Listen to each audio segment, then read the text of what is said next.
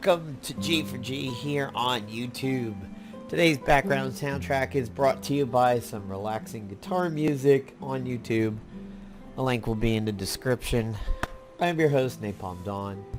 And today we're going to talk a little bit about what can we do now that MAA1 and MAA2 are being shuttered or sunsetted. First thing, you'll notice I'm here in Knox, and that is because the Windows version of MAA2 does not reflect this fire sale, as it were. It does say 1.42, just like the Android version and whatnot, but all of this sale stuff is not here. So we're going to start off with MAA2. You will see that basically you can run your own pyramid scheme within the game. Using gold allows you to get more gold. So for this one, in the store, Cosmic Attunement, for 10 gold, I get 50 gold. I get 3,000 purple points, 25k silver, 2 legendary cells, and 5 of the higher ability cells. So you literally cannot run out of gold. As long as you had 10 gold, you can make money. I mean, I'm at 3,000 gold over here. I've bought the starter pack. I've bought...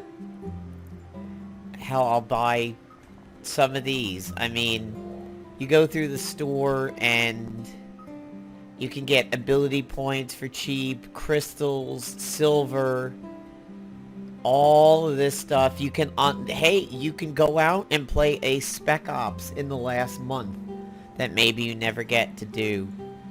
The progression packs are all available. And then when you go into gold, that silver that you've been getting, you could turn right back around into gold. So you could get a vault of gold for only 20k silver and then turn that gold back into silver. So it's literally a positive feedback cycle. What I wanted to do is I stored up a bunch of cells to open up for this video. So if you still have MAA2, I mean, by all means, do this. Get a little bit of enjoyment out of the game in an almost cheat. I mean, this is almost like having a cheat trainer in the game over here. Unfortunately, this does not let me open multiples of it. But this is almost like when you hack a game and enable, like, God mode in Doom or something like that. I mean, this is kind of crazy what we've been able to do. I was hoping that I might be able to get the PvP heroes that I missed out of these. But, I mean, you can, like, jack your heroes way far up and play around with things that maybe you never got the opportunity to do in the game. I mean, that's cool. That is one of the things that make me sad about this, is I really was trying to get gas cap to 30. My, Age of Ultron Hawkeye just turned 30. I just picked up MODOK. I was getting close to Nebula. And, I mean, Mr. Hyde, I thought maybe was going to be kind of far off, but I really thought I'd be getting Nebula in there. And why the gold? Man, the gold cells are only allowing me to do one at a time? Oh, is that because it didn't line up? No, it's lining up. These are the hero gold cells. I see what they're doing over here. I mean, you could absolutely run this game into the ground if you wanted to. If there was that, like, one hero that you really wanted to see topped off. They did introduce a final PvP in here. Some people have begun to talk about their desire for a final PvP in MAA1. No, I'm not for that. I'm not for going out on PvP. I'm not for going out on PvP with White Tiger in the game right now, because literally everybody will run White Tiger. There is not a team in the world that could possibly fail with White Tiger unless it ran up against another White Tiger team, and it will. I mean, you could put... I mean, you could put Wolverine with her, and it's like putting God with a chipmunk. She basically turns the entire enemy... I mean, she inverts the enemy team. They have nothing that they could do with her around because everybody goes down to one bar.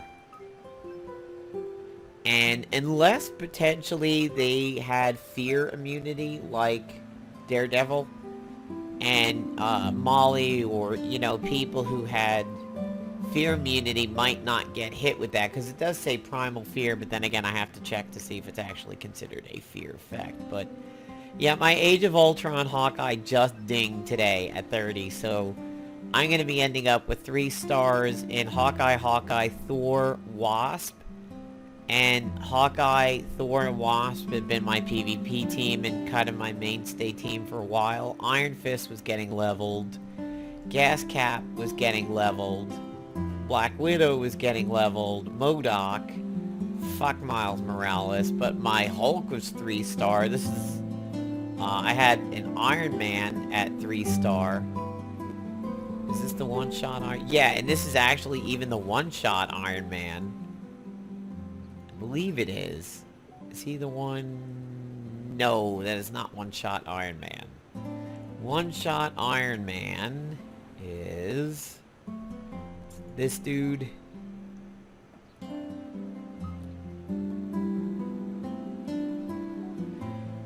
No, it's... I keep getting the wrong one. It's literally the last Iron Man that I'm going to click on.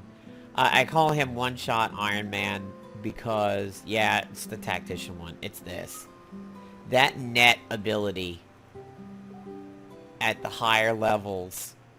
I mean, I've seen it just obliterate me at times. But if you still have MA2 available anywhere, I mean, go nuts. Just... It's like editing the game and putting in your own gold and silver. I mean, you could go absolutely crazy in it. And then there is a final PvP tournament. And believe it or not, it's Gas Cap. So if you missed out on him, well, unfortunately there's not much you can do, because right when it ends, the game's gonna end. So... yeah, well, I mean, you'd have a few days, but if you never got Gas Cap when it was time, get in there, get in PvP, and do it. Just for fun. So, let's take a look at some of the other things you can maybe migrate your time over to when the Marvel games wrap up. One of them is Marvel Contest of Champions. Do know that you cannot really split your attention when it comes to Contest of Champions. It's not like MA1 or 2 where you can do a move, and then like focus on something and then the game waits for you. Contest of Champions is an active attention game like Street Fighter, basically. You have to pay attention to it. But it's in the Marvel Universe, and it's in the full universe. They are allowed to work with mutants in that game, and just recently they were doing Phoenix and Beast. They've done Deadpool recently, so if you are like me and prefer the full Marvel Universe and not just the MCU, then Contest of Champions is the game for you. However, I do not like Kabam's greed. I think the real-life currency to money conversion in that game is awful. I think you get very, very little for actual raw cash in that game.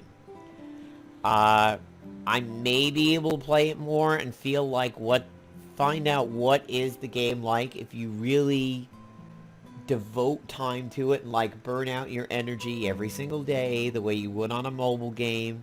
You know, ran out my energy, I have no refills, okay, I'll come back later. I don't do that enough with COC, or CC, MCC, And a lot of times, like, I do it, I log in and get my crystals, and then I log out. Mostly because I don't like Kabam's greed. But now that MA2 is going away, and Marvel Future Fight is really going to be the only mobile Marvel game that I invest in, time-wise, I might be able to bring MCC back around a little bit. I can't really cover it on the channel, because it is very, very touch-oriented, and doing this here on Nox, there's nothing a mouse can do on an emulator, so I can talk about heroes and new events and stuff like that, but I can never play it, which means I'll never be able to stream it. Marvel Future Fight, again, very touch-oriented. I can do a video covering things like, oh, hey, you know, we have the new Avengers, and we have Wiccan, and we have Hulking, and we have Gwenpool. Again, not one I can really stream, because Android emulators do take a lot out of the PC, so to stream it and play it can be a little rough. It'll be okay if I do it directly from the GeForce experience, kind of like I'm doing now. Not that easy to just do with a single mouse. Believe it or not, if you have any Shield devices like the Shield Portable or the Shield Tablet, you can map your joystick buttons to areas of the screen, and playing Marvel Future Fight in a joystick-enabled setup is a lot of fun. It brings a whole new depth to this game that you can't imagine, and it's like playing a console game, like a fun action RPG console game. And hey, White Tiger just got done training, so like what you see me doing over here, I'm doing some stuff in Marvel Avengers Alliance over on my laptop. You can't really do that in MCC. Future Fight does have an autoplay, and provided you are not being challenged, like you were just farming for something, Marvel Future Fight, you can, like, do split attention with this game. MCC, you definitely can't.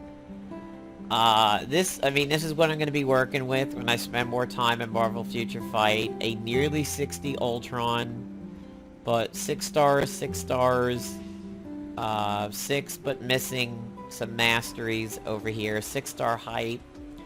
I'm working on Kingpin every single day. I'm working on, of course, all the new Avengers. I generally pick one special mission per day and then put it on unlimited mode, and, you know, run it into the ground.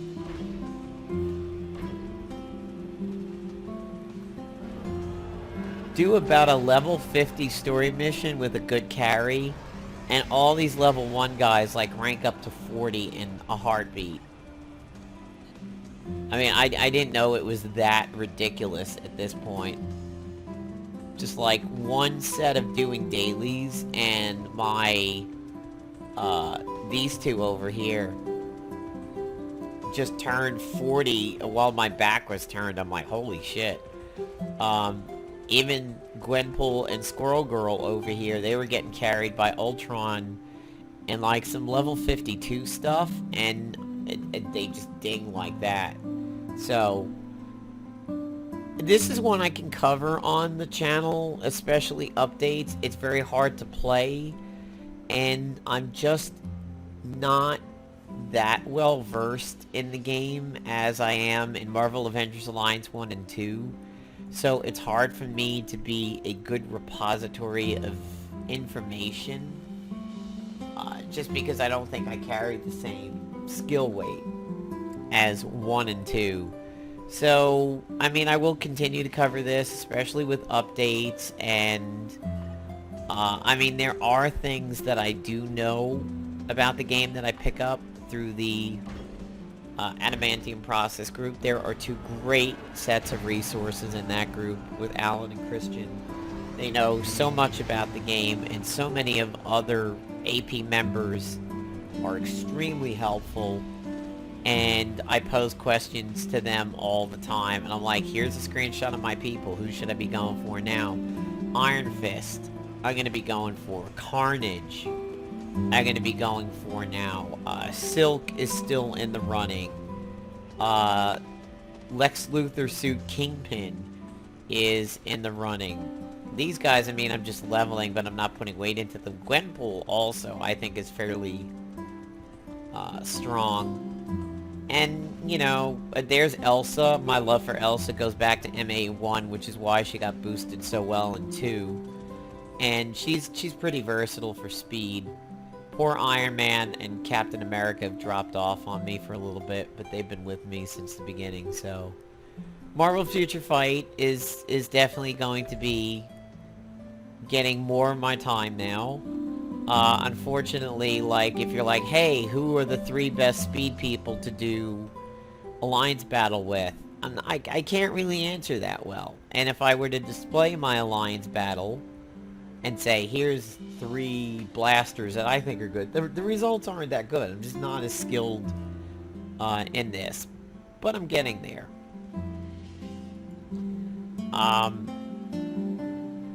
Why I gravitated towards MA1 so much, and to a lesser bit, MAA2. Why was I able to enjoy those games, cover those games? I'm going to talk about that in a moment. If you do have the ability to play mobile games, check out Final Fantasy, Record Keeper, Brave Exvius, and Mobius. They're fun games. You get a decent amount of daily login rewards. Fallout Shelter, I kind of abandoned. I think I want to go back to playing some Fallout Shelter.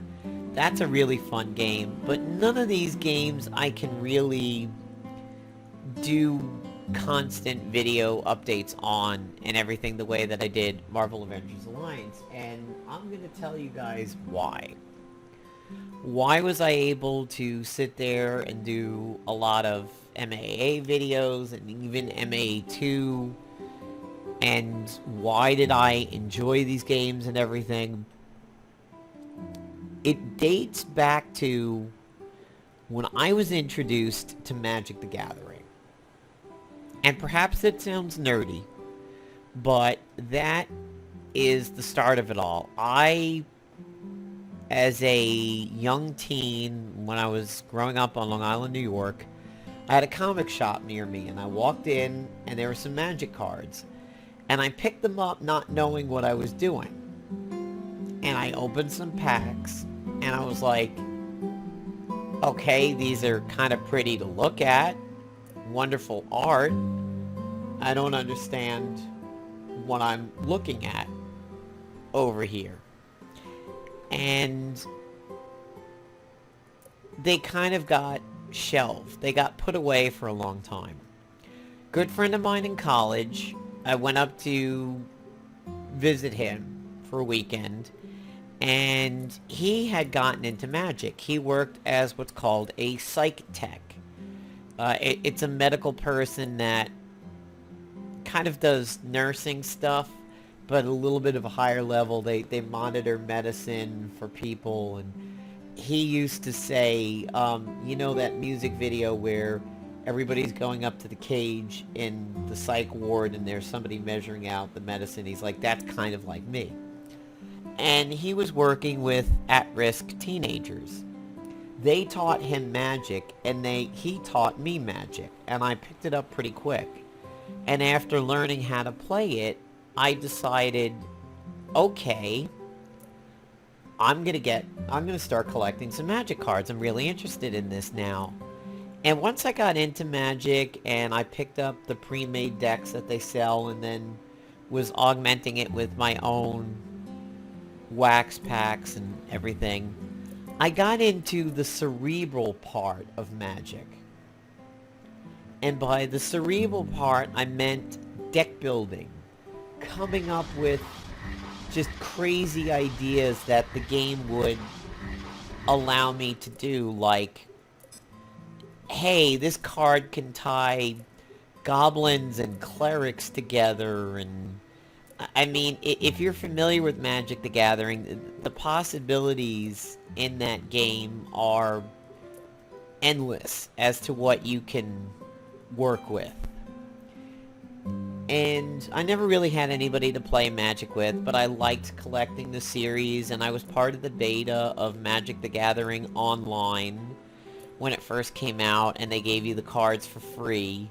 And they're like, you had X amount of packs and boxes you could open during the day, and then you had to wait for them to recharge, but everything was free. Then it came out of beta, and you had to pay for everything. I said, fuck it. If I'm paying for physical cards, I'm not paying for virtual cards. Well, after I wasn't really doing that as much anymore, that niche dropped off in my brain. I had nothing that could fulfill that spot in my head anymore of inventive team-ups and combinations and putting A together with B and tying them together somehow. And I wasn't doing Magic Online, and yes, I was collecting some cards and series and everything like that, but not playing anybody, I never really got to know how well a deck that I had designed made. I would put two decks against each other and see how they did, but it was me versus me. I mean, it's like chess versus chess. What are you going to do? So then I was watching X-Play on the G4 network one day, and I happened to catch what I believe was Justin. Here's my little badge of honor, the X-Ray Exploiter. This will be staying as part of my agent until the end. He was on the X-Play show. So they basically had X-Play and Attack of the Show that always ran back to back, and I believe it was Justin, and he was being interviewed by Adam Sessler about a new game that he was creating, and he said, I want it to be epic in scope like Final Fantasy VII, and they gave out a code if you went and tried the beta. Well, that code is what got me the X-Play Exploiter, and I started playing the game, and at the beginning I was very casual on it because I didn't have a lot of allies, and when you don't have a lot of allies, you flounder. There's nothing you can really do. So I got into that phase of the game where I was stuck. I did 24-hour flight decks, and I'd log out. 24 hours later, log back in, cycle the jets.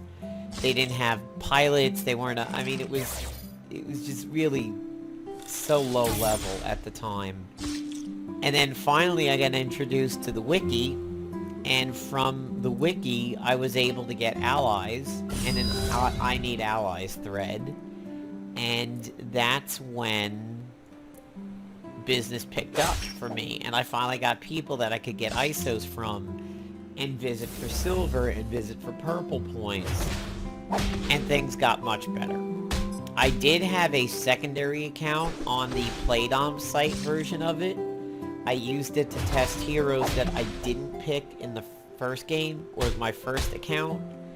And when that shut down, I wasn't really losing anything by them shutting that one down, nor did I really gain much.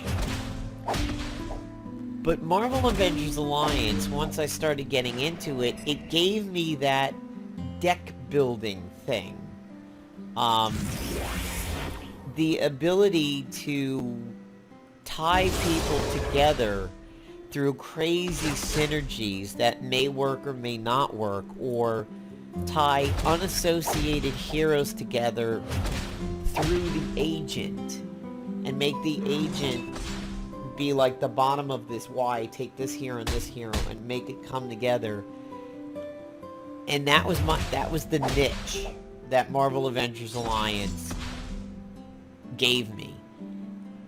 And that's why I was able to start doing videos on it. I credit, in my early days, I most definitely credit Kingfisher and CJ Edwards. How I even got into the videos is because I was looking to get better in PvP. And I encountered their videos, especially I think the Road to Adamantium with CJ Edwards and, you know, what Kingfisher was doing at the time. And they helped me get a bit better. And then I was like, you know what? I can do this stuff too. And that's when I started doing videos like Beast and Nico, and I did Voodoo Spiral, like Dr. Voodoo and Spiral, and Team Up the Irons, which was Iron Man and Iron Fist, like way back in the day. The Torch of Liberty, which was Captain America and obviously Human Torch, because everybody went through that phase where they used Human Torch for something. And it got me to where I was today because I enjoyed the cerebral nature of the game. I mean, I was going to tie a few people to Ronin with the X-Obliv and the No Mercy, so that the X-Obliv does Paragon and Opportunist. I had stuff like that planned. It's that kind of thinking that only Marvel Avengers Alliance gives me. It's not to say it's the only game that I've been exposed to that is like that. The clearest example to it is Hearthstone. You can take your hundreds and hundreds of cards that you may have and say, you know what, I could tie this. Hearthstone is a perfect example of a cerebral, crazy wombo combo kind of game. Could I ever break into the Hearthstone community at this point? Hell no. I mean, there's people that make hundreds of thousands of dollars in Hearthstone competitions during a year. That's not something that I could do videos on or stream, because it would be very expensive to get to that level and way involved. And I mean, the Hearthstone community is like, you know, it's this fucking big. The Marvel Avengers Alliance community, media-wise, is like that big. Marvel Future Fight, Marvel Contest of Champions, they just don't afford the same thinking ability like that. There's also Marvel Heroes by Gazillion. Marvel Heroes is a great game. If you want to continue playing Marvel games, I absolutely recommend Future Fight and very much Marvel Heroes. I don't think Marvel Heroes is that greedy. I think Gazillion got a lot better from when they first released in 2013, and everybody said they were greedy as fuck and very expensive for a free-to-play game. Marvel Heroes gets new content in the form of new heroes a lot. They don't have really any new levels. It's not like Diablo 3 gave you an expansion for free recently. You don't run into that Marvel Heroes, but you run into new heroes quite frequently. Angela, I believe, just hit the game, and Ultron was before her. I have Ultron. I do want to look into Angela, as I've enjoyed her in a lot of the other games. But, again, that's another one that I can do a video on an update or a new hero, but I can't do constant videos on it because there is no synergy. It's you with one hero. I am going to be playing World of Warcraft Legion like crazy. I'm almost done leveling up. I only have one level to go, which is pretty good. But I may be able to do videos on dungeons and bosses and raids and stuff like that and have those discussions, but unfortunately, Marvel Avengers Alliance is a beast unto itself. It was there a little bit in 2. It was watered down.